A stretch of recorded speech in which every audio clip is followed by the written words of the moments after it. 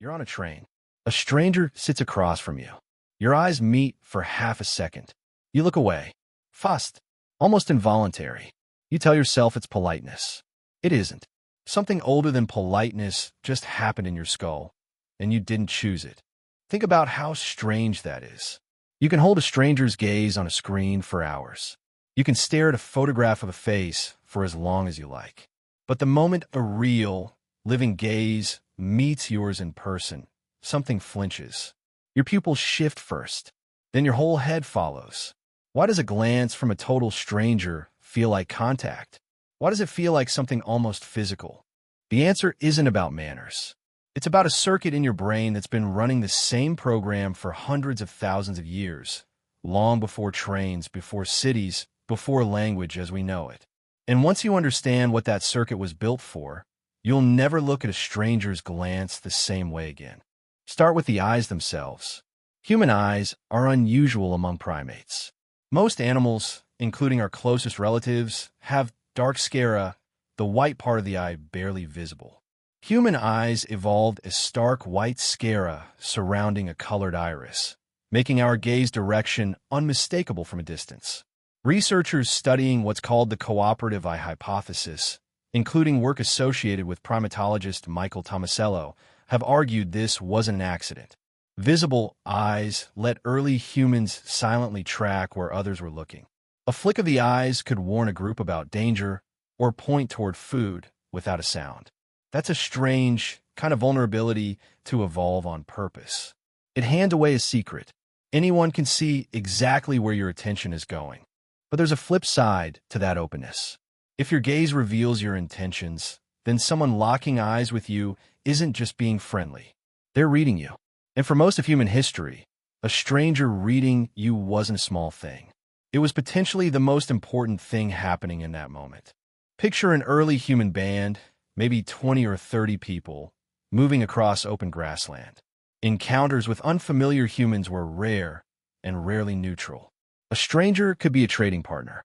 A stranger could also be a threat, someone from a rival group, someone competing for the same waterhole, the same hunting ground, the same scarce calories. There was no quick way to know which. So the brain built a fast, almost reflexive system to handle the ambiguity. Direct eye contact from an unknown person became a kind of alarm. Not necessarily fear, exactly, but heightened alertness. A flag that said, "Pay attention, this matters, decide quickly whether to engage or disengage." That alarm didn't go away. It's still wired into you. Neuroscientists studying gaze processing have found that direct eye contact activates the amygdala, the brain's threat detection center, more strongly than averted gaze does. This holds even when the person looking at you is harmless, even when you consciously know nothing dangerous is happening. Your amygdala doesn't check your conscious knowledge first. It reacts, and only afterward does your reasoning brain catch up and tell you it's fine. Here's where it gets stranger. Looking away from a stranger isn't simply discomfort leaking out. In many cases, it functions as a signal in its own right. Ethologists who study social behavior across species have long noted that prolonged direct staring functions as a dominance or threat display in many primates, while breaking gaze functions as a submission or de-escalation signal. Two chimpanzees who hold eye contact too long are often heading toward conflict. One of them breaking that stare first is frequently what prevents it. When you glance away from a stranger on the train, some ancient part of your nervous system isn't being shy. It's defusing a situation that, on a savanna 200,000 years ago, might have actually needed defusing. Now think about your own body in that moment. Your heart rate can shift. Your skin conductance, the subtle change in sweat gland activity researchers use to measure arousal, can spike measurably from a stranger's gaze, even a brief one. Psychologist Ralph Adolphs, who has spent decades studying how the brain processes social and emotional signals from faces, has shown that this response happens extraordinarily fast, often before a person consciously registers that eye contact has even occurred.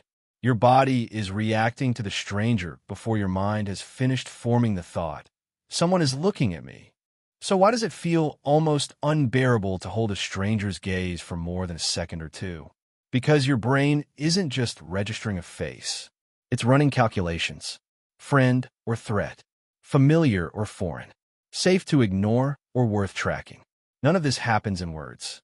It happens in milliseconds, underneath language entirely, in circuitry inherited from ancestors who never spoke a word of any language at all. There's a deeper twist hiding in all this. The same system that makes you avert your eyes from strangers is the system that makes eye contact from people you trust feel completely different. A loved one's gaze, a close friend's gaze, doesn't trigger that same alarm. Studies on oxytocin, often called the bonding hormone, show it can increase eye contact and gaze holding between people who are emotionally close, essentially turning down the threat alarm for familiar faces. Your brain isn't avoiding all eye contact. It's avoiding eye contact from people it hasn't yet decided to trust. The stranger on the train hasn't earned that trust.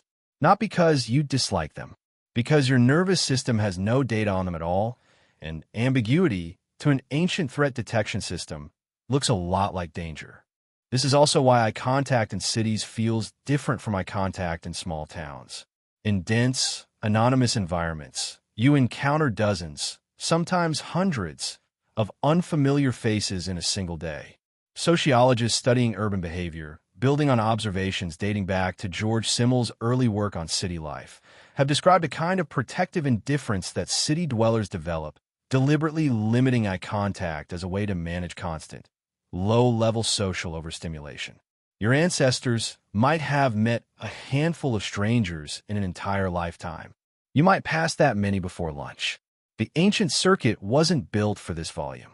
Looking away over and over, all day, every day, is your old alarm system trying to keep up with a world it was never designed to handle.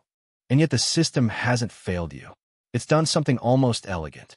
It's let you function in crowds without triggering full alarm every single time, while still keeping a low hum of vigilance running in the background. Notice how you can sense, almost instantly, when a particular stranger's gaze lingers too long. That's not paranoia. That's a precise, ancient instrument detecting a deviation from baseline. It's still working exactly as intended. There's something almost touching in all this once you sit with it. That fleeting glance and quick look away on the train isn't coldness. It isn't rudeness, and it certainly isn't an accident of modern manners.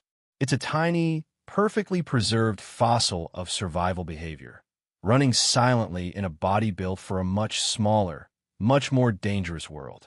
Every time you avoid a stranger's eyes, you're not just being polite. You're performing a behavior that helped keep your ancestors alive long enough to become your ancestors at all. So the next time you catch a stranger's eyes by accident and you feel that small flinch, that quick pull away, don't brush it off as nothing. Notice it. That's not etiquette talking.